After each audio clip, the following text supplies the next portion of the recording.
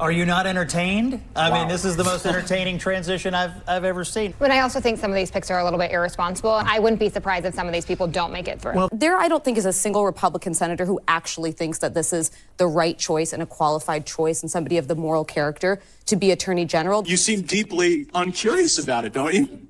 Almost suspiciously uncurious. Are you protecting the Bidens? Absolutely not. The FBI does not has no interest in You won't answer the protecting question anyone. about whether or not that's a shakedown, and everybody knows why you won't answer it. Representative Matt Gaetz was just named Attorney General by Donald Trump, and the liberal media is not too happy, and we're also going to show you maybe why he was selected with some of Matt's most legendary clips, which show you the fortitude he has and the willingness to bring up controversial things, even calling out other politicians in Congress for stuff they do with lobbyists. We're going to go through this and see why this is a great pick, in my opinion, for Attorney General to really shake some things up in the government with Trump's new White House. It's Sean Daniel here. If you guys enjoy the videos, consider subscribing, and if you're already subscribed, thank you so much. Now let's see what I'm talking about. Quickly, I have met Matt Gaetz, and he is a bright guy. I talked to him probably 5 or so minutes, picked his brain on some things that are going on with these politicians and why they cave to passing all these Ukraine bills. Gave some pretty good answers because he's always been against all this money just flooding to Ukraine. And after that personal experience, plus all the clips that I'm going to show you guys, I'm really excited about this pick. Now, here's what Trump said before we get into some great clips, and then we get into how the liberal media is reacting to it. Matt Gaetz tweeted, "It will be an honor to serve as President Trump's Attorney General. It is my great honor to announce that Congressman Matt Gaetz of Florida is hereby nominated to be the Attorney General of the United States. Matt is a deeply gifted and tenacious attorney trained at the William and Mary College of Law, who has distinguished himself in Congress through his focus on achieving desperately needed reform at the Department of Justice. Few issues in America are more important than ending the partisan weaponization of our justice system. Matt will end weaponized government, protect our borders, dismantle criminal organizations, and restore Americans' badly shattered faith and confidence in the Justice Department." Here's what Matt has done that maybe gave him some credibility in Trump's eyes. On the House Judiciary Committee, which performs oversight of DOJ, Matt played a key role in defeating the Russia hoax and exposing alarming and systemic government corruption and weaponization. He is a champion for the Constitution and the rule of law. Here's the first example of what possibly attracted Trump to appointing Matt Gaetz as Attorney General, where he calls out his fellow politicians for cozying up to lobbyists and not performing the will of the people that actually elected those politicians. And when it comes to how those raise money, I take no lecture on asking patriotic Americans to weigh in and contribute to this fight from those who would grovel and bend knee for the lobbyists and special interests who own our leadership, who have, boo all you want, who have hollowed out this town and have borrowed against the future of our future generations. I'll be happy to fund my political operation through the work of hardworking Americans, $10 and $20 and $30 at a time, and you all keep showing up at the lobbyist fundraisers and see how that goes for you. I reserve. That takes some balls to say that. Here's another example of how Matt Gaetz is willing to bring up some behind-the-scenes stuff that's going on in D.C., like when he was explaining what was going on with Hunter Biden, his secret messages, and his laptop that the FBI, DOJ was not really willing to look into in 2020. Here he's quoting those messages from Hunter Biden. I have other questions. I'm sitting here with my father. I will make certain that between the man sitting next to me and every person he knows and my ability to forever hold a grudge, that you will regret not following my direction. I am sitting here waiting for the call with my father. Sounds like a shakedown, doesn't it, Director? I'm not going to get into commenting with that. You seem deeply uncurious about it, don't you? Almost suspiciously uncurious. Are you protecting the Bidens?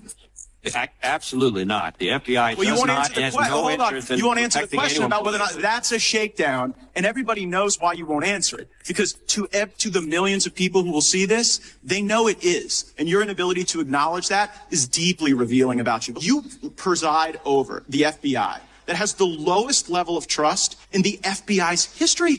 People trusted the FBI more when J. Edgar Hoover was running the place than when you are. And the reason is because you don't give straight answers. You give answers that later a court deems aren't true. And then at the end of the day, you won't criticize an obvious shakedown when it's directly in front of us. And it appears as though you're whitewashing the conduct of corrupt people. Respectfully, Congressman, in your home state of Florida, the number of people applying to come work for us and devote their lives working for us is over 100%. We're deeply proud of them, and they deserve better than you. See, this guy wouldn't answer the question. He just tried to redirect because Matt was making a great point. Now, I'm not going to show you guys a million clips of how he's gone after the Russian collusion. He's done so many things because we want to get to some of the media reaction. But here's how Matt keeps it real and isn't worried about people getting offended like all these other politicians are. Is it safe to say that based off of your comments, you're suggesting that these women at these abortion rallies are ugly and overweight? Yes. What do you say to people who think that those comments are offensive? Be offended. And having a guy like Matt Gaetz in power now as Attorney General, at least appointed to be Attorney General, is not what the liberal media wants to hear. Blindsided, that's how many Senate Republicans feel by Donald Trump's choice of Matt Gaetz to be Attorney General. Sources telling CNN there were audible gasps on the Hill as the announcement was popping up on people's phones. They were hearing from reporters. Here's how Republican Senator Susan Collins described how she felt when she heard the news. I was shocked that he has been nominated. If the nomination proceeds, I'm sure that there will be an extensive background check by the FBI and public hearings and a lot of questions asked. Republican Kevin Cramer also raising the issue very explicitly of the background check from the FBI, making it clear many perhaps feel that will block it before they have to deal with it. Manu Raju is out front live on Capitol Hill. And Manu, I mean, you have been trying to talk to Republicans tonight there. You were there witnessing those audible gasps. What are they telling you? Yeah, it's very clear, Aaron, that this is going to be a rocky road to confirmation because a lot of Republicans are concerned about a number of things that Matt Gaetz has said or done over the years, his efforts to try to oust Kevin McCarthy, his speaker, successful efforts in leading that charge, the fact that he's facing a House ethics investigation into sexual misconduct, something that he denies, as well as his defense of Donald Trump in the aftermath of January 6th, and it really goes down the line. It does not align with a lot of the views of the Republican senators who have the votes to confirm him. Now, that doesn't mean that everyone wants to talk about it. In fact, I tried to talk to a lot of Republican senators tonight about Matt Gaetz being nominated to the post, and they made clear they were not ready to engage. I'm having trouble. What about Matt Gaetz? You support him? We have a confirmation process. I don't know yet. I think about that one. I mean, do you have any concerns about it? We'll see. Do you think Matt Gaetz is confirmable? We'll find out, won't we? Senator Kennedy, what do you think of Matt Gaetz as Attorney General? Happy Thanksgiving. You know who really is irritating right here is Lindsey Graham. I'm from South Carolina, lived in South Carolina the last few years. He is such a tool. He'd be with Trump one moment, and then he'll vote for all this pro-Ukraine crap the other. He is Mr. Establishment. He's fake as hell. He got booed at Trump's election watch party in South Carolina. And look at him. He's like, oh, we'll see. Concerns about it? We'll see. Do you think Matt Gaetz is... Bro, you have a moment right there to stand up for Trump, but no. Whoa, whoa, whoa.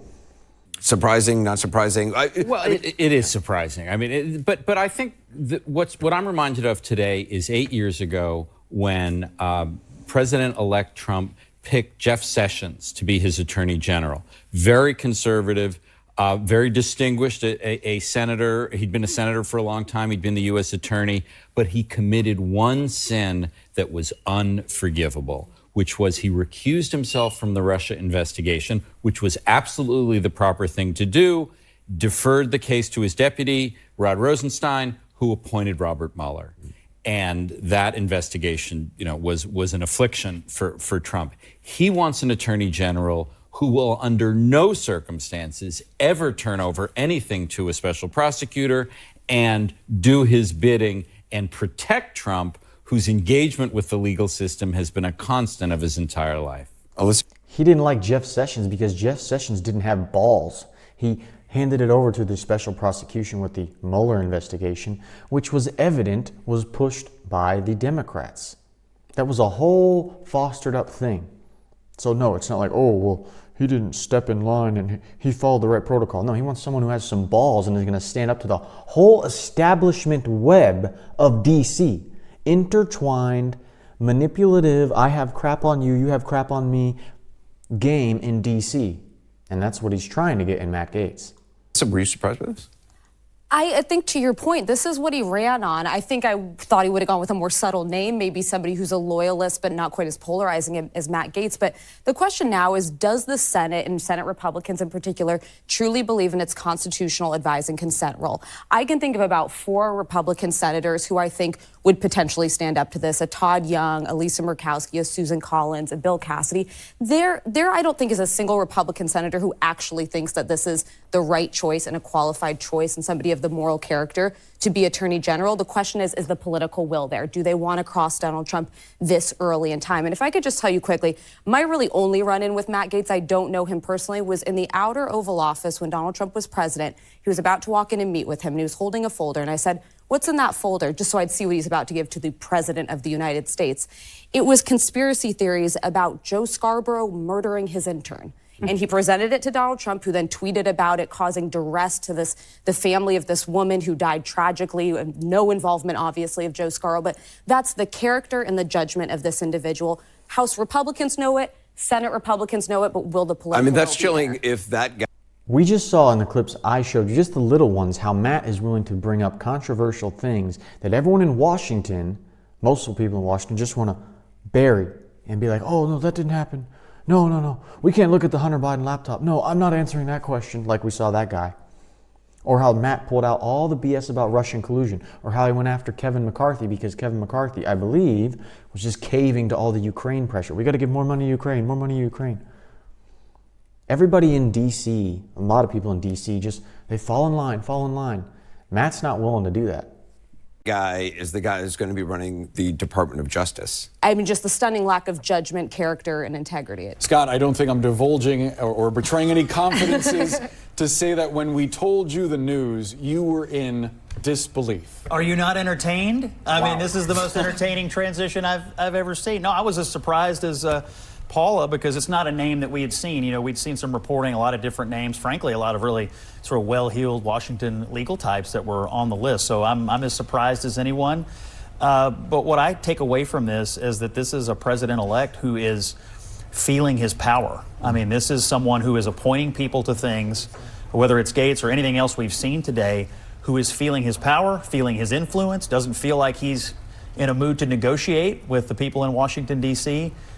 He's here to do what he wants to do, and he's going to expect the Republicans to fall in line. Now, all these people, whether it's Gaetz or Hegseth or anyone else, have to go to confirmation and go through these committee hearings and prove themselves like anyone else. But it is apparent to me that Trump is in a decisive mood and is not someone who's interested in picking things that he would consider to be watered down. So that's my initial reaction to this one. I mean, we truly learned about it 2 seconds before we came on here, so pretty wild day. Yeah, we had to say it is on Trump's Truth Social account. It is coming from his mouth, right? It's coming from his account. Megan, your reaction?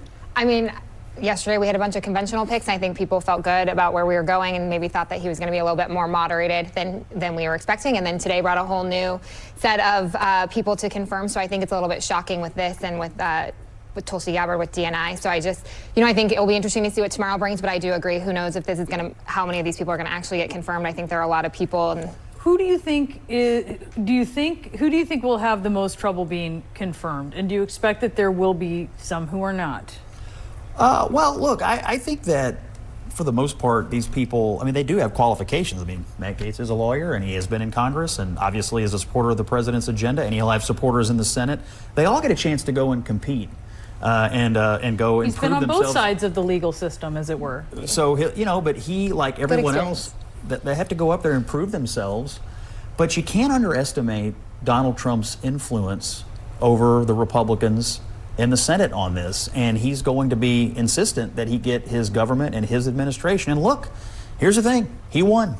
And he won the popular vote, and he believes he has a mandate. And honestly, I think he does too. And some of these picks are conventional. Marco Rubio, for instance, well-known name. But some of them are designed to shake up Washington And I am assuming that's what Donald Trump believes he's doing here with a few of these folks, is I'm not here to pick the Washington people. I'm here to pick the people who will shake up Washington. That's going to be one of them. But I also think some of these picks are a little bit irresponsible, and I think that the Senate might be looking toward the midterms and towards the next presidential and realize that maybe we can't always be with Donald Trump on some of these confirmation hearings. No. I wouldn't be surprised if some of these people don't make it through. Well, the senators that you'd be looking for here, people who may not be running for re-election, people who aren't up for several, a couple of more cycles. I mean, the people who've been around for a long time, maybe who predate Donald Trump. So when you get into a controversial confirmation, those are the people you would start looking at is, are they going to be influenced by Trump, or are they going to, not really care about that as much? And if they have political aspirations of their own, if they want to run in 2028, those might be some people you'll see. It'll be interesting to see how Susan Collins, Lisa Murkowski, who've broken with Trump in the past, shake out. What they're talking about is some of these people in Senate who have to confirm these appointees, the ones that are not going to run for their next re-election bid. They won their Senate race, they have 6 years, 4 more years, however long left in their term, and they're not going to run again. They kind of have nothing to lose if they decide to go against Trump, go against confirming his appointees. And so they might just want to, say, screw it and cave to the lobbyists and all the DC establishment pressure. Whereas the other people, if they want to be in the Trump group, they got to confirm these guys. And if they don't, they're going to face a lot of issues when they run for their re-election later. Do you think this is a smart choice? Well, smart, interesting question. I think based on what I've heard tonight, Gaetz starts out at a deficit in the Senate that would be probably difficult to overcome. Doesn't mean maybe a confirmation hearing couldn't change some minds, but it just strikes me that this is an uphill climb to get confirmed, which then puts you into this recess appointment idea, which I also think, candidly, is going to be difficult for him to do, meaning the president-elect. So I think of everything he's announced, which I don't really have a problem with anything that he's announced, this Gaetz thing strikes me as the most problematic if you're looking at it from a political and legislative affairs matter. So I am really sort of shocked by it. One question I have, and I haven't seen anyone answer it yet, is I read that Matt Gaetz resigned from the Congress effective today, but he resigned from this Congress. He just got elected to the next Congress. And I don't know exactly how that works. I mean, I assume because he just got elected to the next Congress, he's still entitled to show up and be sworn in January. Now, I've called a couple of people to find out how that would work. It's a rather but unique me, situation. It is very unique because he has resigned from the current Congress, having just gotten elected to the next one. So I'm also wondering about how Yet again, about how that might Donald work. Trump makes history. Yes, absolutely. So there are lots of questions swirling. My general view is of the people that have been deemed controversial, I actually think Hegseth and Gabbard have a more than a... This might be, too far for enough senators, Republican senators? Oh, goodness, yes. I mean, this is a gobsmackingly bad nomination. I'd be less surprised, in the words of Chevy Chase, if my face were stapled to the floor. I mean, this is really a bad nomination, and I can't imagine any circumstance under which Matt Gaetz would be confirmed. I suspect he will have Donald Trump will have to withdraw this nomination. And by the way, to answer Scott's question, if Gaetz resigned today and they decided to be sworn in the new year, then the Ethics Committee could still release that report. They have the report. And by the way, I'm sure that's the reason why he resigned. They're probably about to drop sanctions on him, and these reports are pretty darn ugly. And because he resigned, they wouldn't release the report anyway? Well, the House loses jurisdiction over any member once that member is no longer serving. But I'm curious to see if the Ethics Committee might release it anyway. And I say that because this investigation was unusual in that the Ethics Committee several months ago announced what specifically they were investigating and not investigating about Matt Gaetz. They never talk about an ongoing investigation because he antagonized them. So I am just curious to see if they might release it anyway. I don't think it's ever been done before, but... So Matt's under investigation by the House Committee for supposed sexual misconduct where he did something in the past, and he's apparently been pushing and prodding against this committee, and so they're trying to make some stuff more public. That could run into his issue with a Senate hearing. He's going to face a lot of issues, possibly most likely when he tries to get confirmed by the Senate, especially he's willing to go after so many things as Attorney General. I will be surprised if he gets confirmed, But maybe this is just a shockwave that Trump is trying to announce of like, you know, I'm not playing, man. I am not playing. And why would we want someone within the establishment who has so much experience in the Justice Department when the Justice Department seems to play all these games? No, we want somebody from the outside who's like going to call bullshit when there's bullshit. That's what I would want. And that's why a lot of people online and voters would be excited for this pick. It's just the political Washington people like, oh no, this is too bad. Let me know what you guys think down in the comments below. If you enjoyed the video, consider subscribing. It's Sean Daniel here. Feel free to check out another video right here. And I'll see you in the next one. Wait, hold on. This is better.